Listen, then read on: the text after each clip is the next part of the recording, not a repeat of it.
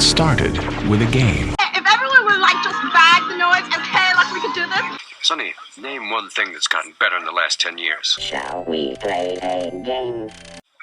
Video games. All right, I acknowledge that. Totally awesome video game!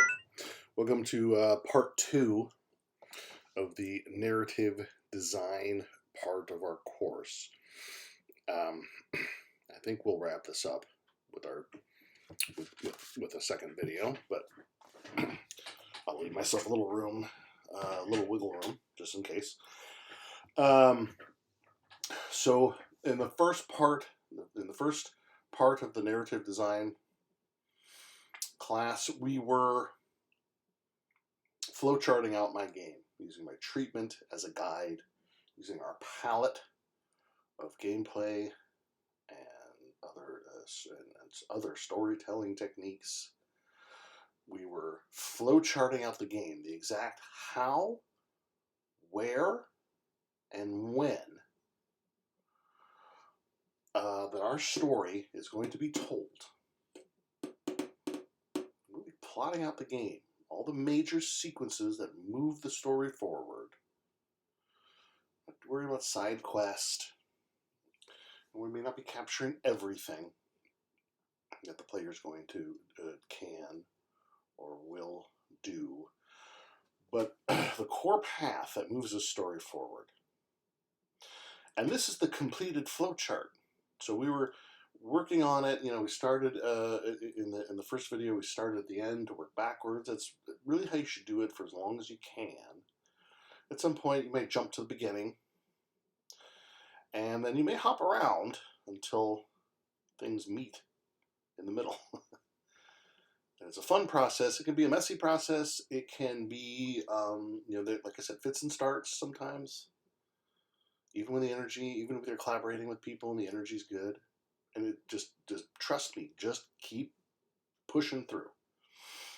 I've done it. I've been there. I've done it with lots of different studios and different clients, different personalities, different people.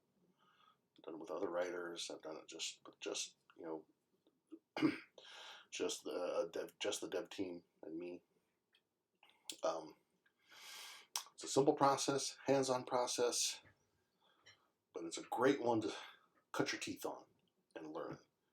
So you can get into the industry with some, knowledge of how to create an interactive experience so that you can start learning from other people, learning other techniques, processes, develop your own style, etc., etc., etc. Okay, the finished product, right? It's a little, boxes are a little smaller, but it's the same thing. Opening cinema, we establish, King Midas, his current situation, what's going on, what he wants, why his life sucks. Cadmus tells him we need money to pay our scouts and spies who are looking for Dionysus. Little tutorial, shooting tutorial. A scout shows up, maybe wanting more money before he will tell King Midas that, yeah, we've spotted Dionysus. We have a sighting. We rush to this temple of Dionysus, where Dionysus himself was spotted, but there's some combat on the way. Thieves, brigands who see King Midas as a means to get rich. We search the temple. We search for the temple. We find the temple. There's some some puzzles to get into the temple because it's run down, fallen apart, and the story continues as we plotted out yesterday. Then we search the temple. We find Dionysus Cinema here. We can talk to him to learn why he's upset. He's at a rift with his hairdresser. Remember, he kind of looks like Guy Fieri.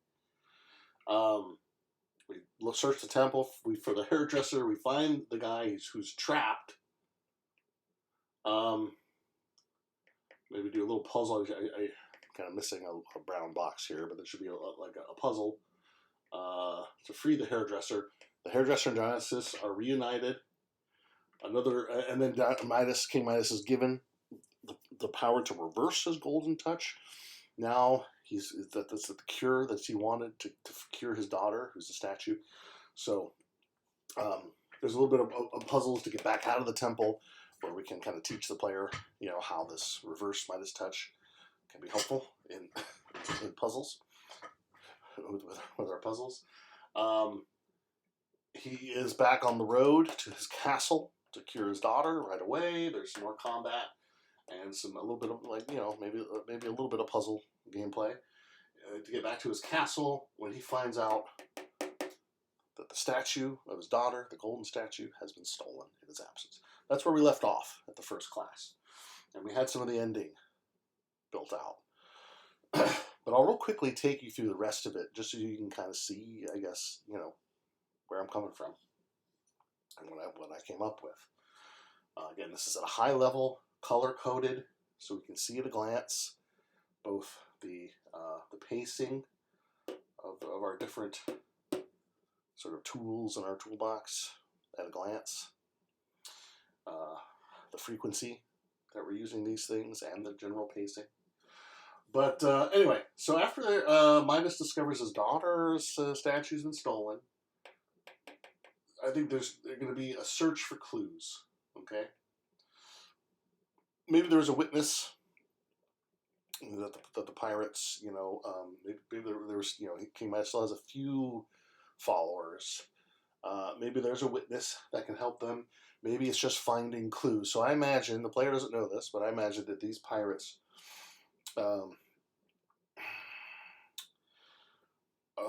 showed up at a port city, maybe a port city that has a reputation as being, a wretched hive of scum and villainy, as Obi-Wan Kenobi once put it. So, it's not at a place for these type of shady characters to kind of dock their ship and then, go about their nefarious deeds.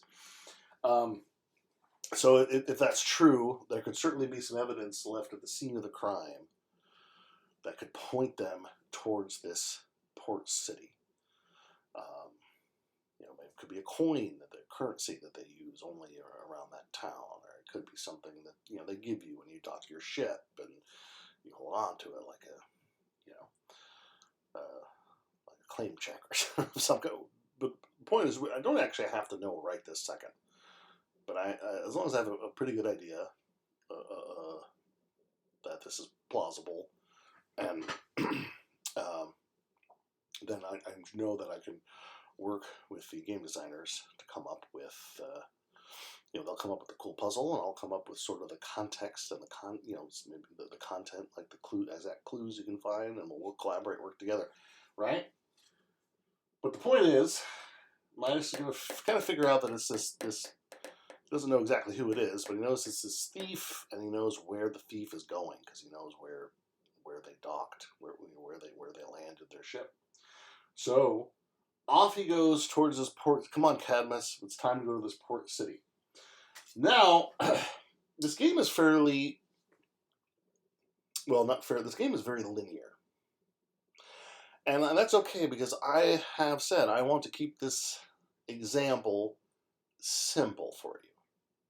But what's cool about games is they can, the player can, it's possible to give the player a lot of choice on where to go and what to do next. So you see how this split right here? I'm going to give the player a little bit of choice, and that's why we actually have this sort of interaction. Midas interacting with his kind of major domo, Cadmus.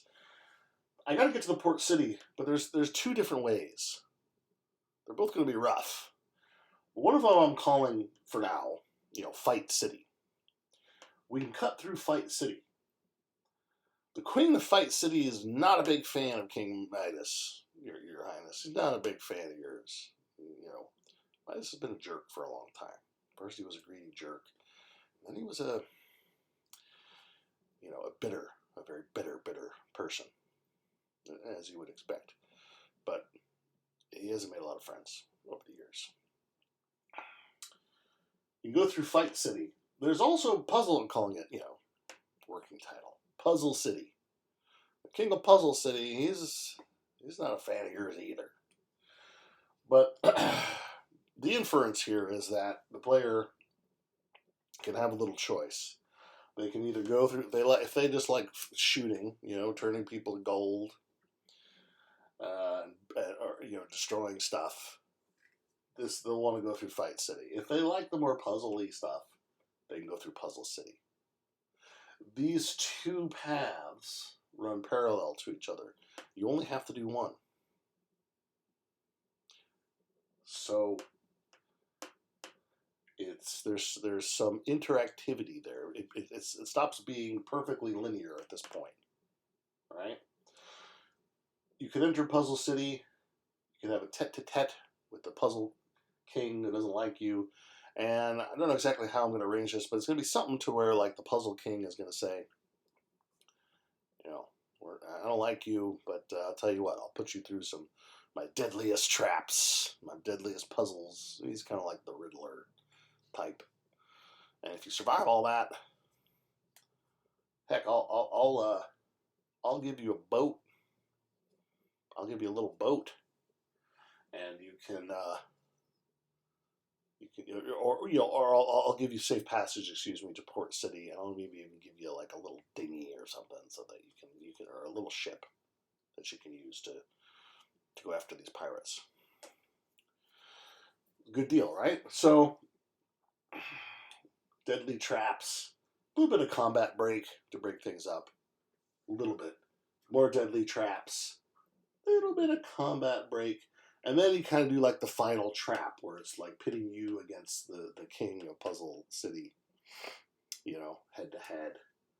And of course, when you finally emerge from that victorious, the Puzzle King will keep his word and be like, all right, you're basically on the coast now. I'll give you a small ship with which to get all the way to the port city and use the boat even to confront these pirates. Not like a big ship or anything, but better than nothing. Or you might choose this path, and you might never meet the King of Puzzle City, but instead you may fight your way to Fight City. The Fight Queen, you may have a tete-a-tete with the Fight Queen, who's like, God, I'm glad you're here because I hate you and I kick your ass.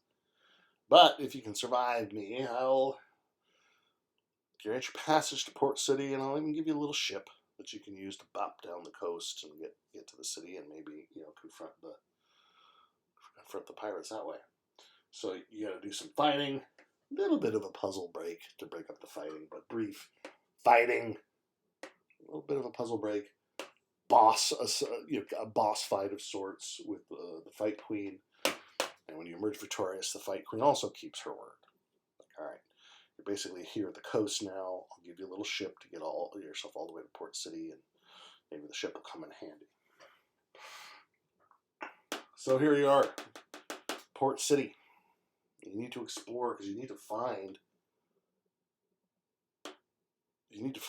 the thief. You have some clues. Here I'm giving you an option. You'll eventually find the right, you'll find the thieves' boat, where presumably they have the gold statue of King Midas's daughter. Now you can have a choice here. You could kind of fight your way onto it, or you could sneak onto it with some puzzle gameplay. But once on there, you got to find the statue. It's not going to be easy. It's going to be in this like treasure hold. You just leave your treasure laying around. So there's some puzzle gameplay to get into the treasure hold.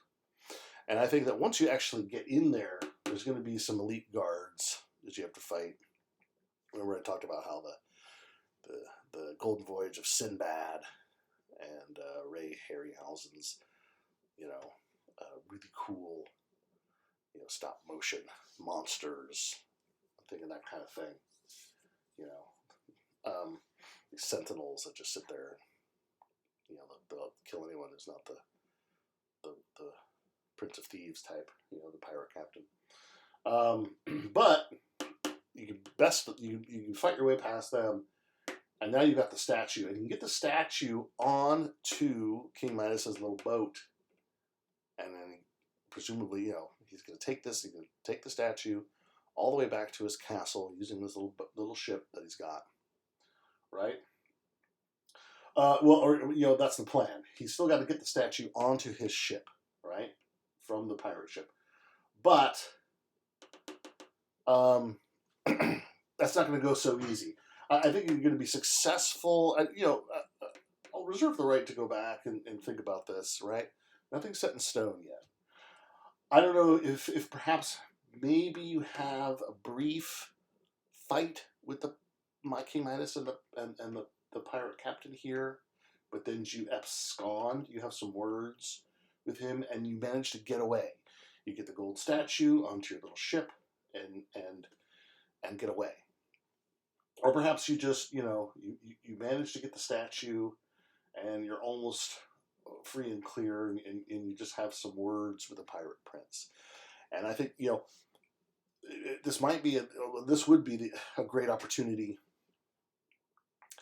to show what I talked about before, that King Midas kind of sees himself in this guy, and maybe he gives him some real words of advice, and maybe you see the pirate captain kind of thinking on it, and then we could have some real fun here where Midas then thinks that's that, and he's gotten away, and maybe even the pirate princes learned something from all this, and then a cannonball comes out of nowhere, and boom, hits the ship, and fade to black. As you go through this, you'll constantly think of things that connections that you can make, and with this story, and things to make it better, and things this is kind of like consider this it's a first pass, right? As I'm doing this, I realize one of the things I want to do is show the pirate captain kind of forming this emotional attachment to this work of art. It's just some people do. They really kind of fall in love with a painting or a statue or something, and he's feeling that. I mean, it was a person, so maybe that energy is there, and and she was a beautiful woman, and she was frozen in the act of wanting to, hugging her father, right? So this sort of, I don't know, this act of love, and so. Maybe the pirate maybe it's actually, instead of these elite guards, maybe I'll be able to show, I'll need a cinema, but maybe I'll show the pirate captain in the treasure hold, just in awe of the statue, ignoring everything else that's going on up until Midas busts in. All right, I think Cadmus is out on this little boat, waiting for Midas to signal him. But anyway, Midas gets the gold statue onto his little ship. He thinks he's gotten free and clear. The player thinks they're free and clear, and then we'll kind of yank the rug out from underneath them with a cannonball. Now Cadmus and Midas are lost at sea without a boat, and the statue is sunk. And this is really that's bad. This is bad. This looks like it's it. Game over. Midas is going to die. Daughter is not only going to remain a statue for the rest of her life, she's going to be at the bottom of the ocean. Bad as it gets. I'm going to have a cinema here where Dionysus comes to his rescue. And I'm going to think about why that makes sense, because, that's what's great about this exercise. We have a moment where Dionysus is hugely grateful. So maybe he tells King Midas, look, I'm going to give you the power to reverse your Midas touch, but I'm also, you say the word and I'll come to your aid. Or maybe that's too obvious. Maybe, they have some sort of other interaction where Dionysus keeps his word by giving Midas, the reverse golden touch, but says, don't ever talk to me again. I'm a god. How dare you?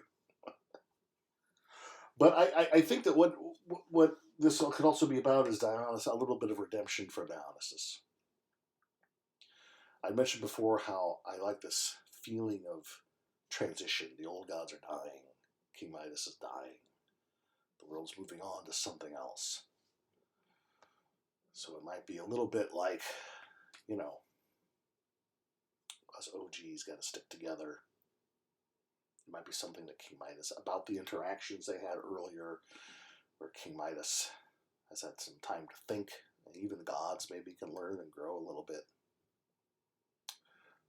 But because that's what's great about this exercise, right? I can think about this. I'm still in the pre-design phase of my game. Dionysus comes to the rescue. He gives Midas and Cadmus the ability to breathe underwater, and they're basically going to be kind of like Aquaman for a little while, okay? Nothing affects them here. Not the cold, not the pressure. They can breathe.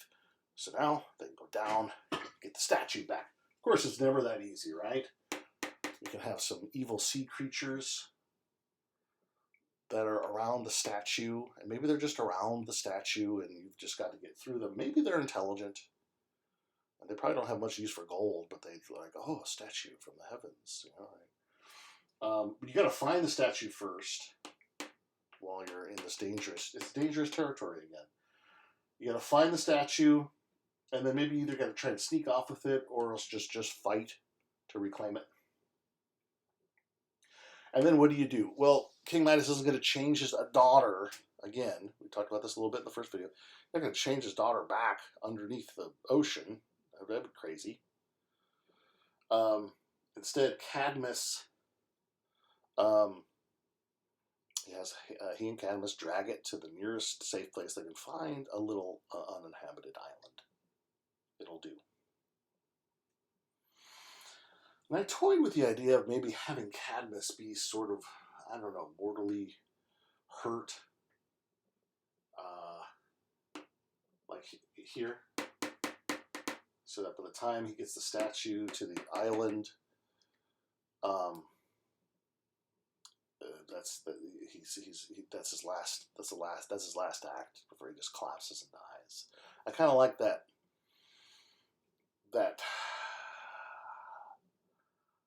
kind of like that symbolism, I guess, where he's always looked up to Midas as a father. He grew up basically a son to Midas. He grew up in Midas's kingdom. He's not his son, but looked at him like a father. And King Midas was so out of his head with guilt and shame, and even before that, just greed, that he could never really be a great dad to him. But it's all Cadmus had, and that's why Cadmus stayed loyal. So I like that idea of Cadmus's last act, carrying his daughter to safety. And she's been a statue. She's been a statue forever. Could offer King Midas nothing, really, but pain, because of the guilt and the shame. And meanwhile, Cadmus, the tragic figure, goes kind of ignored, maybe even belittled. But I don't have that baked in here yet. I don't want to think about that. If that does happen, I definitely want Midas to come to the realization as Cadmus is dying, that he's just lost the person who's really closest to him. This kid who was really like a son to him, even though he didn't appreciate it that way. But we'll see. For now, I just have them taking the statue to the tiny island, and Midas himself is near death. Right? This is the whole time. He was at the end of his life, and he's been through all this stuff, and he's really exhausted. He's really at death's door, and he's just about to cure her. Right? Well, who should show up but then our pirate captain, who has the same greed and the same sort of arrogance. No one steals from me, as Midas did when they were young. So now we're going to have a proper boss fight. And what I like, I think, is that Midas will win, not by killing, and that's not really his speed here, but Midas will win. It'll be really close. Maybe it'll even look like Midas is done for, and then Midas will let the player the opportunity to just kind of pull a rabbit out of their hat and emerge victorious by sort of defeating the pirate captain. And why is the pirate captain able to I think he'll have gold armor, right? Can't turn gold. The Midas touch doesn't really work on gold. And the reverse Midas touch sure doesn't work on gold because it was always gold. Anyway, but he does emerge victorious, but I also think that by the end of this battle, and maybe some back and forth between the two, that the pirate captain sort of understands and gets it, that this is not about gold and this is not about pride. There's something else at play here. I better pay attention. Finally, Midas is able to finally use, and this is not going to be much of a puzzle. I talked about this before, but I want the player to actually go through the action themselves, changing the adult daughter, young woman, back to human flesh. And Midas, on death's door, gets to reconcile with her, gets to see that she's going to be all right. And the pirate captain be blown away. I think he's already fallen in love with this work of art that he coveted. But now it's a real person. And maybe Cadmus isn't, maybe he doesn't die. Maybe he's there to kind of help carry on as he did with King Midas. And be a friend to Midas's daughter, and sort of gain back the sister that he once had, sister from another mister type of thing.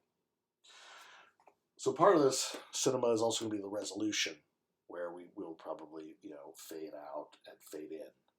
And I talked about having that sort of mirror image. I talked about it a while ago. But it's kind of like a reverse image. So when we open up the game, Midas's castle is really fallen into ruins. Midas just sits there and broods in his throne room. He stares at the statue. He makes himself. He put that statue there on purpose so that he would have to see it all day, every day, and think of nothing else until he could cure his daughter. But the resolution is the castle's in fine. The castle is back. It's new. It's different. The world has moved on, but the castle is back to its looks. The castle is a place of life again. A place of life, not death. And there's a statue there, but instead of the gold statue, obviously there's no gold statue, but maybe she has made a statue of her and her father. Back when, in happier times, she was young and he was a young dad, and they're happy and smiling, and that's the statue that she looks at every day. And maybe she and this pirate captain are together, and maybe we move forward. Maybe we move forward in time enough that they even have a couple little children of their own. And Cadmus is there, and he's happy. Maybe this is one of those things where Cadmus collapsed and we don't know what happened to him, but we get to find out he survived. Okay. It's simple. Yeah.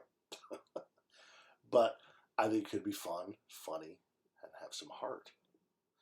A simple story well told is what this could be. And I've plotted it out. I know where, when, and how I'm going to tell this story using the different features that I have in my toolbox, including gameplay. Not bad. It seems simple, but it takes some time to figure out. Now, I have this flowchart in an Excel so that you can look at it. But you can also do your own. If you've been working on your own story seed, your own story treatment, thinking about your characters, you can plot it out. You can do the narrative design for it. Don't worry if it's messy or sloppy or too simple or too linear right now. You'll get better. You'll practice this. You'll get better and better and better, and then you'll stop taking baby steps. You'll take real steps, and then you'll learn to walk. You'll learn to run. Okay, it works. A simple hands-on process. Not necessarily the best process. Certainly doesn't work for every game, but it will get you on your way. And we did it in 2 videos. It's like an hour and a half. I once taught a class at an art institute on narrative design where we kind of sort of did this. It was a while ago, so I didn't have as much experience, but they wanted me to fill up 3 hours, like twice a week. Oh, geez. We knocked this out in an hour and a half. Next part of the process, we're going to talk about the walkthrough. Very important. But the heavy lifting is done here. So take all the time you need if you want to plot out your own game, or you can just follow along with more King Midas, and you can pat yourself on the back because you've put we're getting there. We're almost done, and we're going to talk about how you can make your own game, so you have a portfolio to show, so you can maybe you can get a job in the industry. I'll tell you everything I think that I know about how you can do that. All right. Whew. It's still Saturday night. It's 10 minutes till midnight. I feel like very accomplished. The only other thing I did today was go grocery shopping. But now I feel I really did something. All right. Talk to you soon.